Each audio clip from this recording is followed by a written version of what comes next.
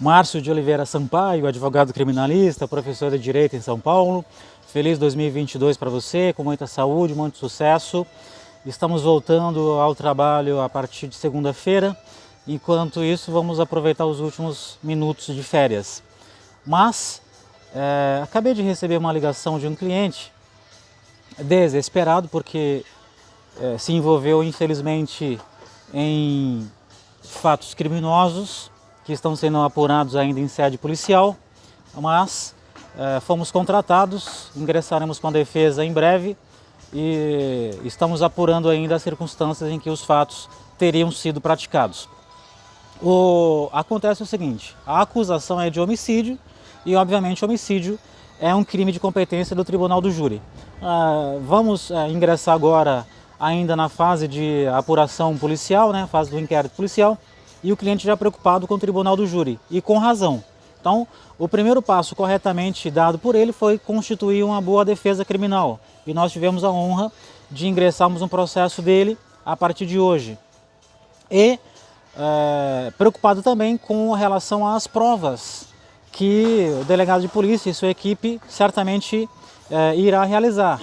Então, nesse momento de apuração preliminar, né, na fase de inquérito policial, é importante que a defesa constituída atue de forma ativa e proativa para não deixar apenas que as provas sejam produzidas de forma individualizada pela polícia, ou seja, a polícia ela vai produzir todas as provas, né, na fase do inquérito policial, mas é importante que a defesa tenha uma participação ativa.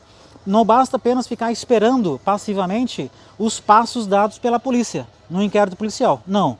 A boa defesa, a defesa proativa, é aquela defesa diligente, é aquela defesa que atua diante do delegado de polícia, da autoridade policial, peticionando, praticamente forçando legalmente o delegado de polícia a realizar aquelas provas que serão utilizadas na fase judicial, especialmente no plenário do júri.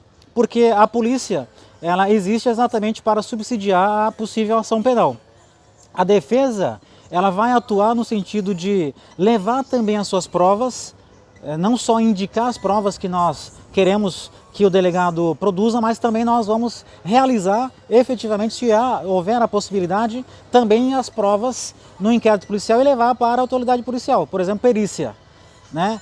Pode-se a defesa contratar perícia particular, ouvir testemunhas, fazer investigação defensiva e levar já a prova pronta para a autoridade policial. E se a autoridade policial quiser reproduzir aquela prova que foi realizada pela defesa, ótimo, maravilha, é uma alternativa excepcional, porque daí dá o selo de legalidade para a prova. Mas também a defesa pode produzir as suas provas, pode contratar perícia, pode fazer investigação criminal defensiva, pode ouvir testemunhas e levar aquele rol de testemunhas ou levar já o depoimento pronto, assinado para o delegado de polícia, se quiser ouvir aquelas testemunhas na fase do inquérito policial.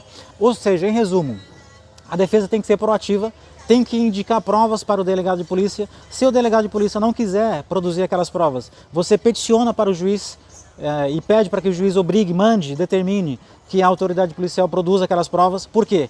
Tudo que vai ser produzido em sede policial, tanto pela autoridade policial quanto pela defesa, e mais uma vez é importante que a defesa atue para produzir as suas provas, isso aqui, esse conjunto de provas vai ser utilizada na fase judicial. Quando o promotor ofertar a denúncia, ele vai juntar essas provas e ele vai utilizar com certeza essas provas no plenário do júri. Por isso é importante que a pessoa não fique esperando o desenrolar das investigações criminais, mas que ela constitua advogado para produzir as suas provas e utilizar depois, posteriormente, na fase de plenário do júri, se não conseguirmos ou arquivar o inquérito policial através de habeas corpus, ou se a gente não conseguir uma absolvição ainda na primeira fase do tribunal do júri, ou a impronúncia, ou a desclassificação, que são todos pedidos e teses que a defesa vai utilizar para tentar evitar que o cliente seja julgado pelo plenário do júri. Mas se não acontecer isso,